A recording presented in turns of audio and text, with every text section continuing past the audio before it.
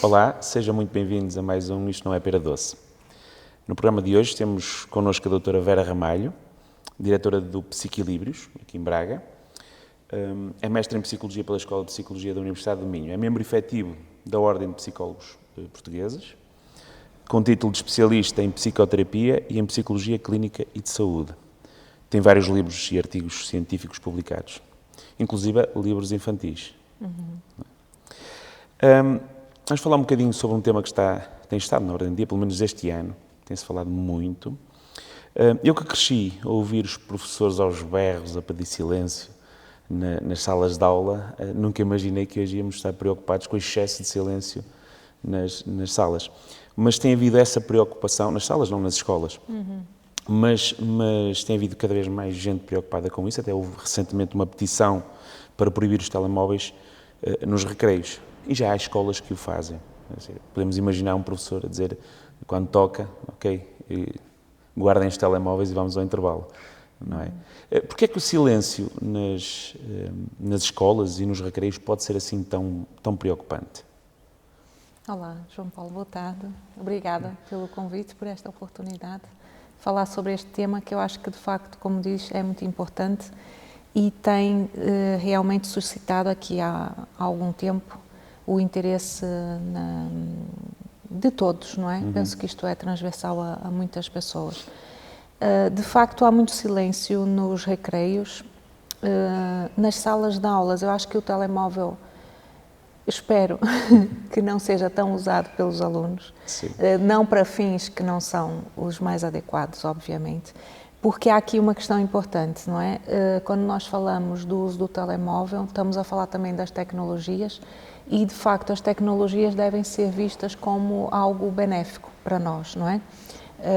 E eu acho que esta conclusão também já é bastante normal. E por isso nós temos é que saber usar as tecnologias, não é?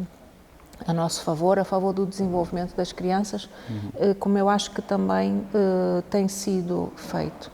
No entanto, o que acontece é que, do meu ponto de vista, as crianças tiveram acesso ao telemóvel de uma forma muito sem preparação, descontrolada, exatamente.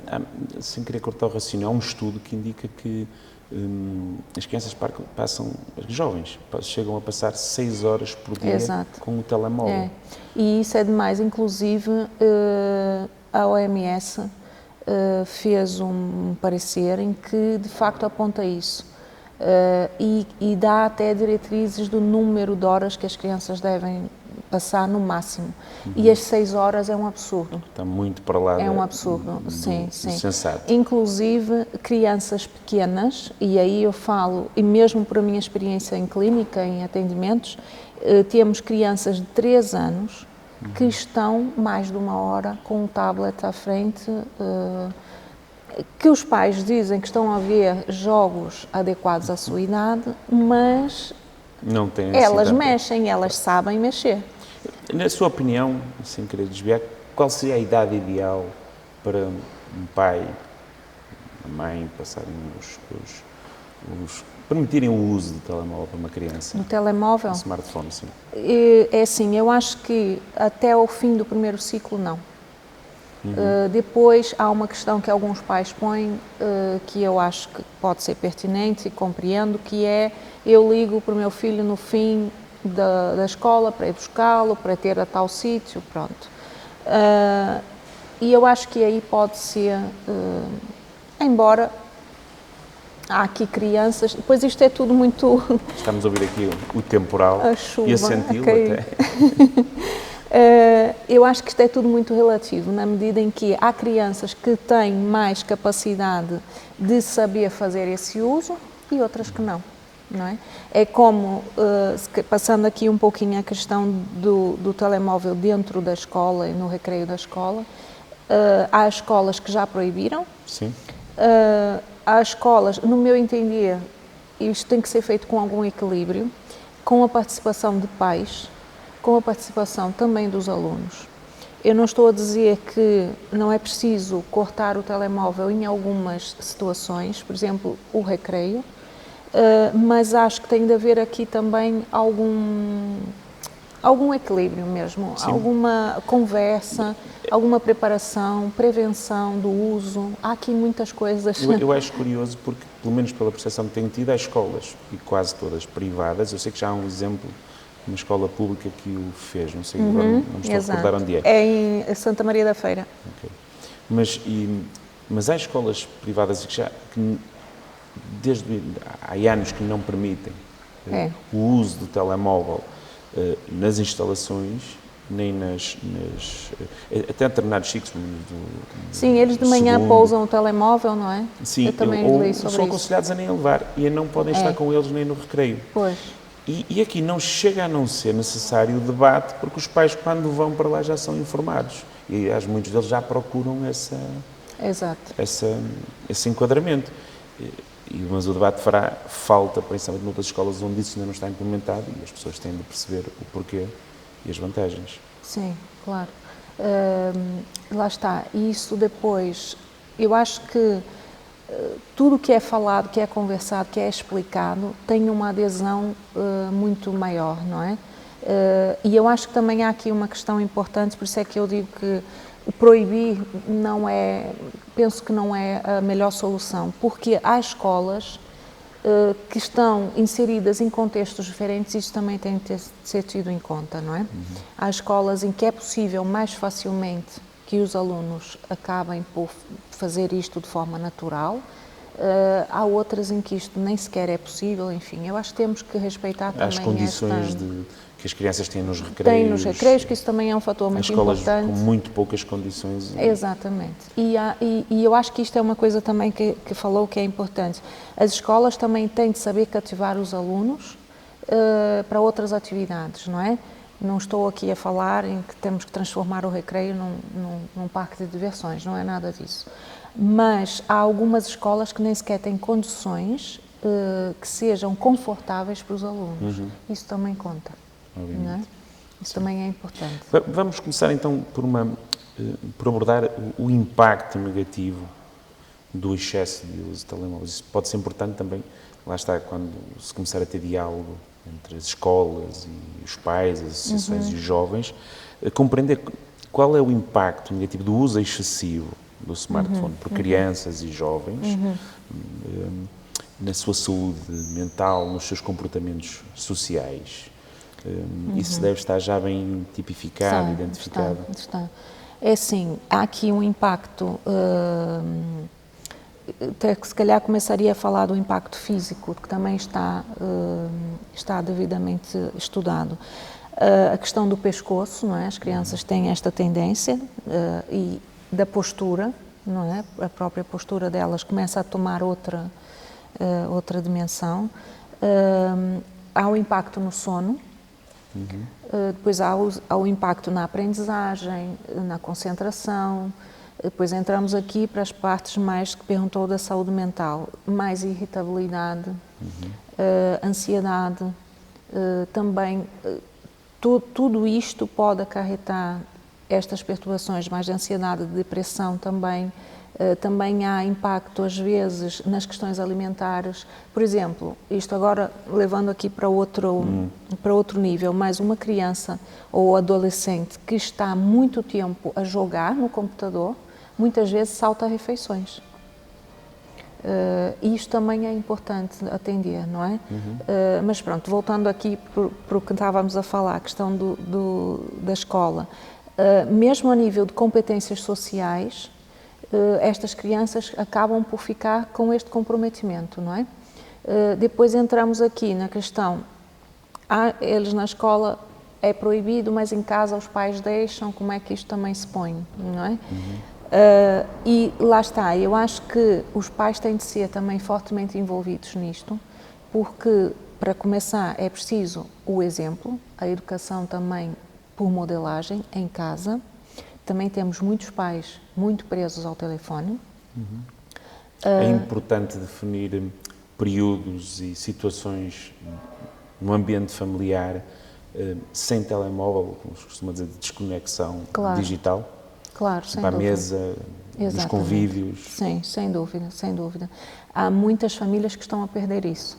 estão a perder o convívio, os pais começam a perder a capacidade de chamar os filhos para estarem à mesa à refeição, porque eles estão nos computadores ou nos telemóveis ou nos jogos, não é? E isto, eu acho que muitas famílias estão a perder muito isso, de facto. Mesmo as crianças mais novas, não são só os adolescentes. E associado ainda ao smartphone e ligando um bocadinho às famílias, nós vemos crianças a entrar nas redes sociais e a utilizar as redes sociais.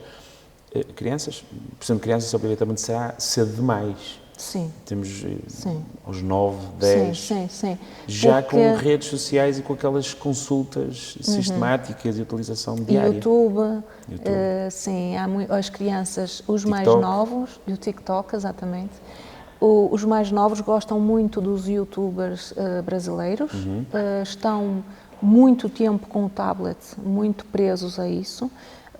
Sabem tudo e sabem pegar no tablet e manusear de forma a ter onde eles querem. Os pais também acabam por dar um bocadinho este exemplo, não é? Também estão ali. E não há nem sempre é possível, porque a própria dinâmica diária também de algumas famílias não é fácil. Temos famílias com filhos pequenos, por exemplo, há uma exigência muito grande de cumprir os jantares, os banhos, o fim do dia, é muito complicado. E é muito fácil para um pai ou uma mãe que está distraído com um dos filhos, que o outro acabe por... Ou nos restaurantes, o telemóvel para sossegar uma criança. Isso é culpa dos adultos, não é? Sim. Em que habituaram, e mesmo em casa, eu já atendi muitas pessoas em que diziam mesmo, nós habituamos o nosso filho a comer só com o tablet. Isso é uma situação também muito complexa. Continuando ainda na questão das famílias, conselhos práticos é que poderia dar aos pais para começarem a controlar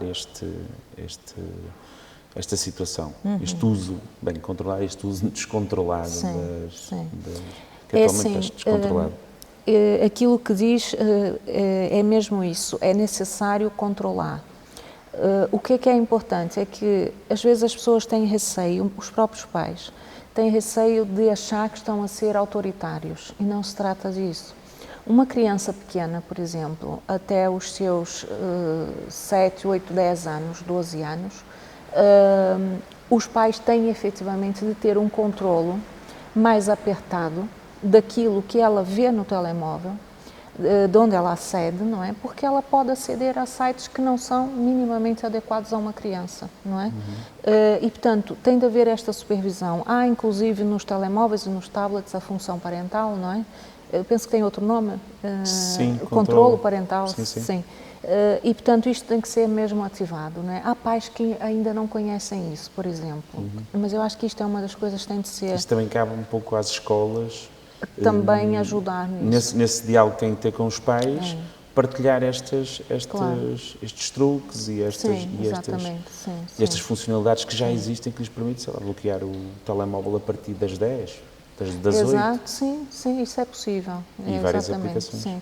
E às vezes eu atendo algumas crianças que dizem, não, a partir das 9 a minha mãe bloqueia, pronto, e fazem bem. Não é? Ou simplesmente também, que eu acho que também isto é muito rico, e que devia ser feito, os pais conversarem com a criança, planearem em conjunto como é que vão fazer isto.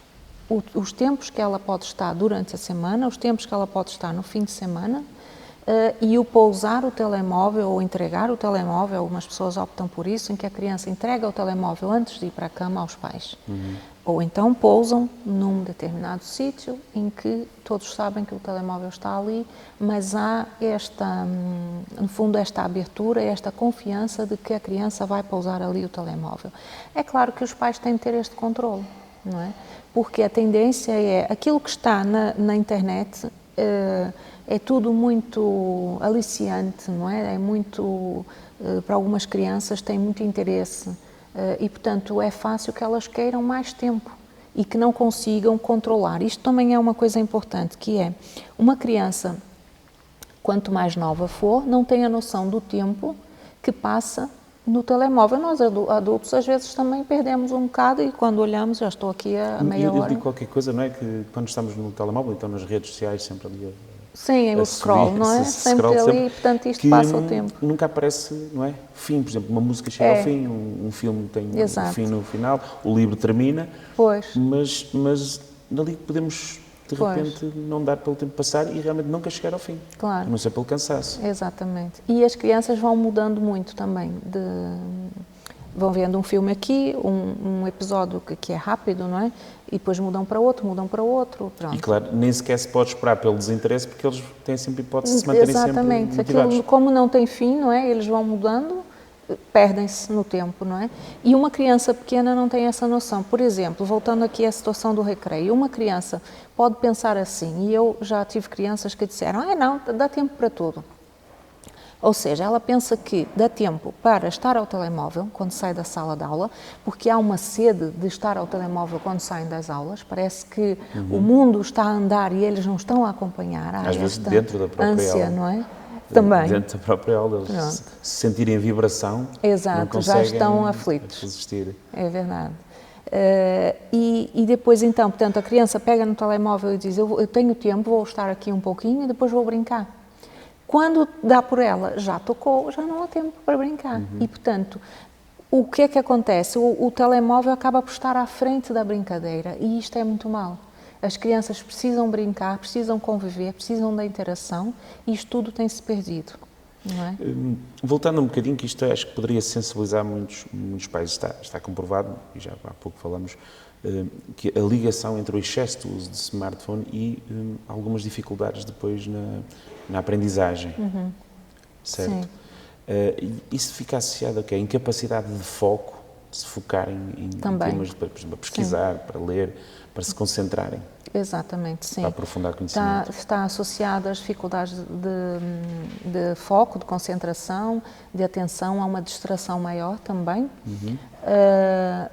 Como eu já referi também, as baixas competências sociais, a empatia também, a falta de empatia, que as crianças precisam desenvolver e como estão tão presas, não convivem, não desenvolvem estas capacidades sociais de perceber o ponto de vista do outro.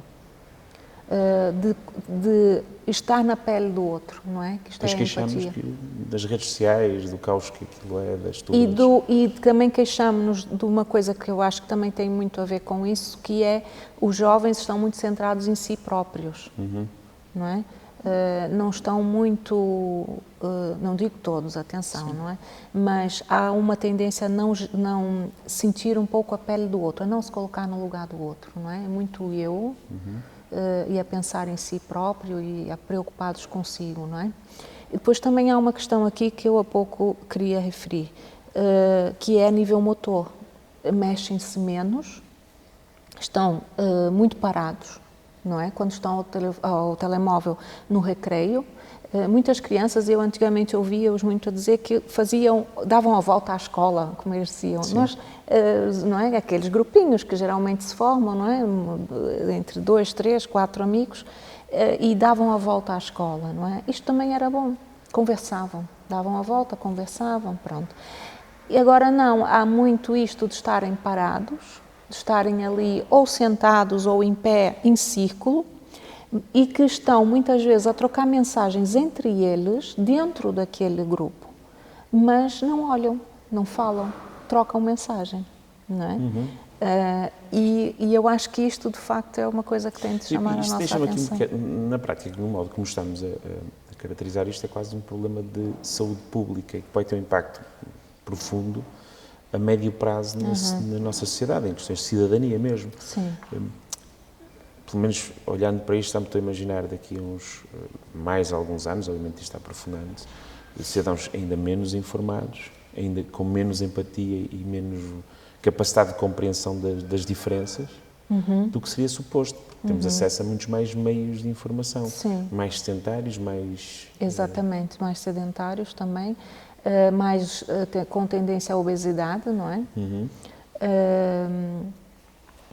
E também com esta questão da falta do exercício, do caminhar, do estar, do conviver, inclusive nesta sequência da falta de capacidade, que também acaba por não se desenvolver, porque as crianças não brincam, não têm conflitos, digamos, não é? Aqueles conflitos próprios, estou a falar de uma coisa mais integrada dentro do seu próprio desenvolvimento.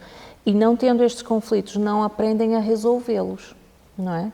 Outra coisa que também noto que as crianças estão com dificuldade é de uma relação, simplesmente vou dar um exemplo para ser mais fácil. Vão à padaria, têm muita dificuldade em pedir um bolo. Porquê? Porque não estão habituados ao contacto cara a cara, não é? E alguns, não todos, e ainda bem, mas há algumas crianças e jovens que estão a desenvolver estas dificuldades.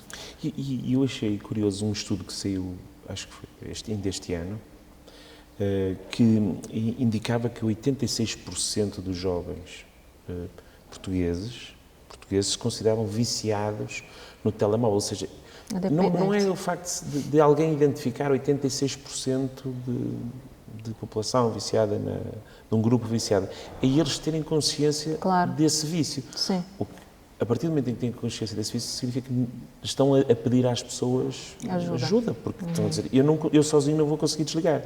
Isto pode ser mesmo considerado um vício, uma dependência, tem o mesmo com uma dependência física e mental em relação ao... Em alguns casos, sim, são mesmo dependentes, não é? Sobretudo aqueles dos jogos. Há, de facto, já definido no Manual de Estatística das Perturbações Mentais a dependência da internet e a dependência do jogo online. Depois isto também leva-nos aqui por outros caminhos, que... Agora, ao falar nisto da dependência, fez-me lembrar que nós também corremos aqui riscos quando as crianças acedem de forma descontrolada, e eu acho que quando diz, parece que elas estão a pedir ajuda, tem toda a razão. Sim, ao confessar, eu sou viciado. Exatamente, não é? Às vezes eles confessam quase que já em desespero, porque também sentem-se um pouco pressionados ou pelos pais ou pela escola a deixar, não é? E eles dizem, não consigo, pronto. Mas isto é um pedido de ajuda, de facto, que eu acho que os adultos devem atender, não é? E depois também corremos o risco aqui da questão do jogo, não é? Do vício no jogo, e depois também há muito apelo àqueles jogos online, rápidos, sim. Não é? Aquelas apostas. Sim. E eu acho que isto é um outro problema também que é preciso atender, não é? Tenho observado muitos casos de jovens que já começam a jogar muito cedo, mas mesmo assim, mesmo com esta situação, não acha que deve haver a decisão a tomar seja proibir? É dialogar e tentar os pais agirem. Os pais devem ser envolvidos, sem dúvida. E não deixarem para a escola? Sim, eu acho que os pais devem ouvir a escola também e juntos devem chegar aqui a uma decisão, não é? E é claro que a escola tem aqui um papel muito importante porque é dentro da escola que isso está a passar, não é?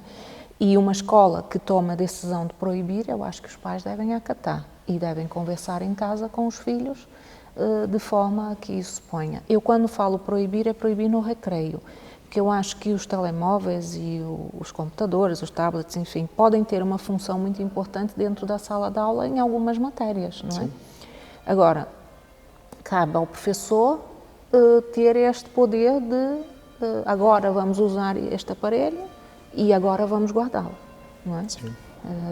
Eu acho que esse problema sente-se nas escolas e sente-se também nas famílias, nas reuniões familiares. Exato. Ver primos juntos e cada um no seu telemóvel. Todos, exatamente. Estão juntos e às vezes não se veem durante muito tempo e estão ali todos com um telemóvel, cada um fechado sobre si. Mas aí também, nessas reuniões familiares, por exemplo, os pais têm aqui um papel muito importante. E se forem grupos de famílias, não é?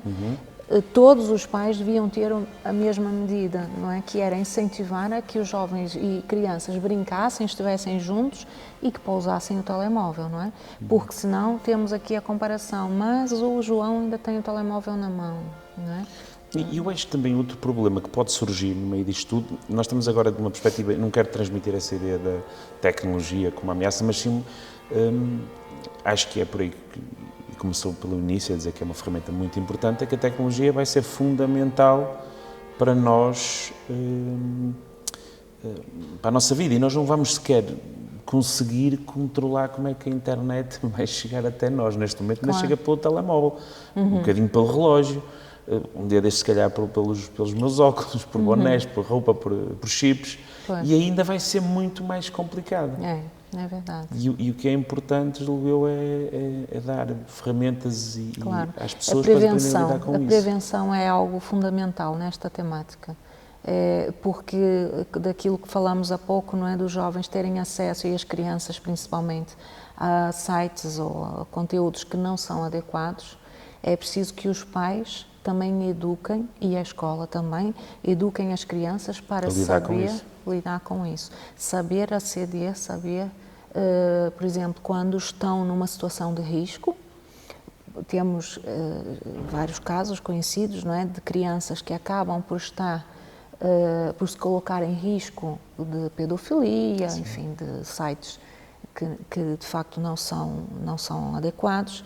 Temos que também saber que esta criança está educada para sinalizar isso, e ter com os pais, com os professores, enfim, com um adulto, e ou seja, comunicar. A solução não é mesmo retirar smartphones ou acesso à tecnologia, até porque eu julgo que também essa é uma das preocupações dos pais, e não só, é que os jovens, quer dizer, vão ter cada vez mais tecnologia no seu dia-a-dia. Vão precisar de tecnologia para se relacionarem no futuro, sim, e para fazerem muitas das tarefas que lhes vão ser pedidas.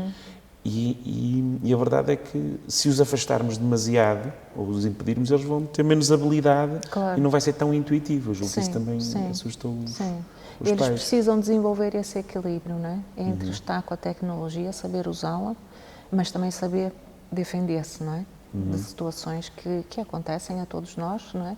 Mesmo aquelas situações dos links que estão com um vírus, eles também têm de saber isso, não é? Têm de saber defender-se de tudo, não é? Sim. Isso é fundamental.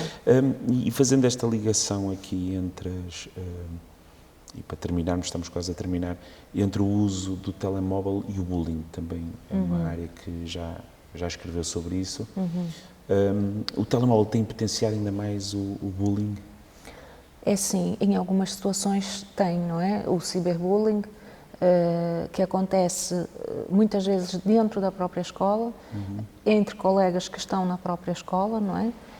E é através de mensagens, de fotografias, de vídeos que são gravados dentro da escola, não é? Às vezes, eu já li um caso que aconteceu com uma professora, em que um aluno gravou uma situação com uma professora, publicou, e portanto isto também ultrapassa, o que eu quero dizer com isso é ultrapassa a esfera só entre pares, mas tem acontecido muito, e o ciberbullying é tal como o bullying, não é? São situações que a criança ou o jovem, ou quem de facto faz, tem intenção naquilo que está a fazer, sabe que está a fazer, tem intenção. E uma coisa também que é preciso definir é que nós não estamos a falar de brincadeiras entre pares e de conflitos entre crianças, não é? São coisas distintas, não é? Todas as crianças têm os seus conflitos. O bullying é algo mais grave, é algo que magoa de forma intencional, que pode deixar marcas para a vida. Que pode deixar marcas, sim, sem dúvida, sim. E que tem sido também algo muito preocupante. Se tivesse dado 2 conselhos para os pais e professores apoiarem alguém ou darem ferramentas a um jovem, a uma criança, para lidar com um bully, digamos assim, com alguém, com um agressor, através do bullying, quais seriam esses 2 conselhos, para sermos breves? Olha, a primeira coisa é a prevenção. Como há pouco falamos do uso do telemóvel, também temos de falar a prevenção de situações de bullying, não é? Ensinar os jovens e as crianças a lidar com o que fazer, explicar, não é? Perante uma situação, a criança tem de ser ensinada a fazer o quê? Por um lado, a tentar ignorar. Pode ser que passe, que o jovem que está ou a criança que está a implicar, pode ser que desista. Se não desistir, então esta criança tem que ser ensinada a dizer, a contar a alguém, a contar a algum adulto da sua confiança que isto está a acontecer. Este adulto, por sua vez, tem de valorizar. Não pode dizer, deixa lá, isto vai passar, não sejas queixinhas, que isto é uma coisa que ouve-se muito, não é? Eu sei que às vezes é difícil nós adultos termos a percepção de que será que isto não é uma queixinha mesmo? Sim. Ou será que isto é verdade? Mas eu acho que vale a pena ouvir a criança, não é? E depois vamos conhecendo as crianças, não é? Quem trabalha numa escola vai conhecendo as crianças e sabe se aquela criança de facto tem essa tendência ou não, não é?